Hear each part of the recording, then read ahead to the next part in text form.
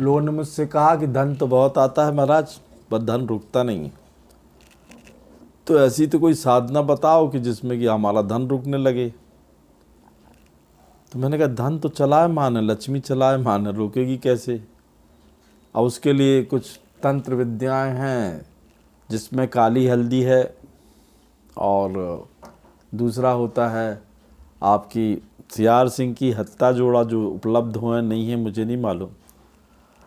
और ये चीज़ें कहीं से आपको मिल जाएं तो महालक्ष्मी की एक फ़ोटो रखो, उसके सामने हत्ता जोड़ा रखो, काली हल्दी रखो, सियार सिंगी रखो, साथ ढेरी चावल की बनाओ। अब ये तमाम चीज़ें नई भी मिलती हैं आपको, तो एक काम करो, एक हल्दी ले लो, उसको काला कर लो, तो भाई काली हल्दी हो गई। काली हल्दी उपलब्ध नहीं होती वैसे, किसी पंसारी की दुकान में या जो जिस सामग्री को बेचते हैं वहाँ मिल सकती है। अगर वो ना भी हो तो हल्दी को काली करके रख लो। और इस साधना को करते समय आपको अपने प्रारब्ध का ध्यान रहना पड़ेगा कि हमारे प्रारब्ध में जो लिखा था भाग्य में, हम के द्वारा जो पिछले जन्मों में बीज बोए थे वो हमको इस जन्म में काटने हैं, और उन जन्मों का हमको माफ़ी मांगना चाहिए, हमको अपना प्रतिक्रमण करना चाहिए। क्योंकि हमारा शरीर एक शुद्ध आत्मा है जिसका परमात्मा से संबंध होता है। जैसा आपने बीज बोया वैसा पेड़ निकलेगा, और जितना बड़ा पेड़ निकलेगा वैसे फल होंगे। तो ये साधना बहुत सिंपल है। इसमें भगवान विष्णु के साथ लक्ष्मी जी की फ़ोटो लगाकर काली हल्दी बना के उसको काले रंग के पोत के, काले रंग के चावल और सफ़ेद रंग के चावल लग के शुद्ध घी का दिया जलाना है। और हमेशा ये ध्यान रखना है कि ये साधना शुक्ल पक्ष की पंचमी से स्टार्ट होकर नौमी तक चलती 3-4 दिन की साधना है। आपको इसमें अब मैं जो बतला रहा हूँ वो ध्यान देना है। इस साधना में ये चीज़ें ज़रूरी होती हैं। पहले आपको अपने गुरु का नाम लेना, मतलब गुरु होना ज़रूरी है। दूसरा, आपको गणपति का नाम लेना ज़रूरी है। तीसरा, आपको कुल देवता, अपने कुल देवी, अपना गोत्र, अपना छेद देवता, अपने पितृ देवताभ्याय नमः बोलना है। योग गुरु के निर्देशन पे वहाँ बैठ के पीले रंग का रुमाल पे बैठना है। साथ में आपको ये मंत्र बोलना है, ओम ह्रीम महालक्ष्मी अगच्छ अगच्छ फट स्वाहा। तो बोले महाराज ये तो हमसे बनेगा नहीं। तो हम बोलना है ओम श्री श्री महालक्ष्मी नमः।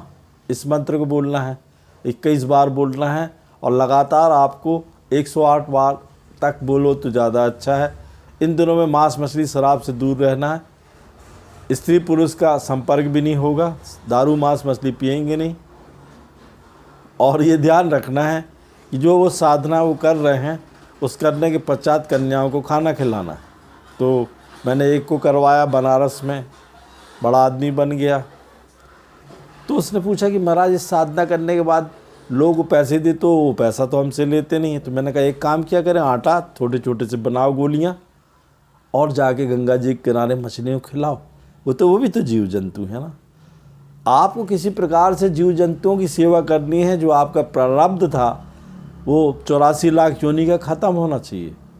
और जिन लोगों ने अपने गुरुओं की सेवाएं की हैं, जैसे मैंने भगवान श्री राम अवगढ़ से दीक्षा ली, मेरे 5 गुरु हैं, उनकी सेवाओं करने से भी ये साधनाएं सिद्ध होती हैं। किसी गुरु का आशीर्वाद लो, कुछ तो करो। मैंने देखा उसको सिद्ध होने के बाद काफ़ी पैसा प्राप्त होता था, मछलियों को दाना खिलाता था, और अवगढ़ आश्रम जहाँ मुर्दे जलते हैं मणिकर्णिका घाट में, वहाँ गरीब को ही खाना खिलाता था। तो मैंने कहा सेठ जी ये खाना घर में बनाते क्या?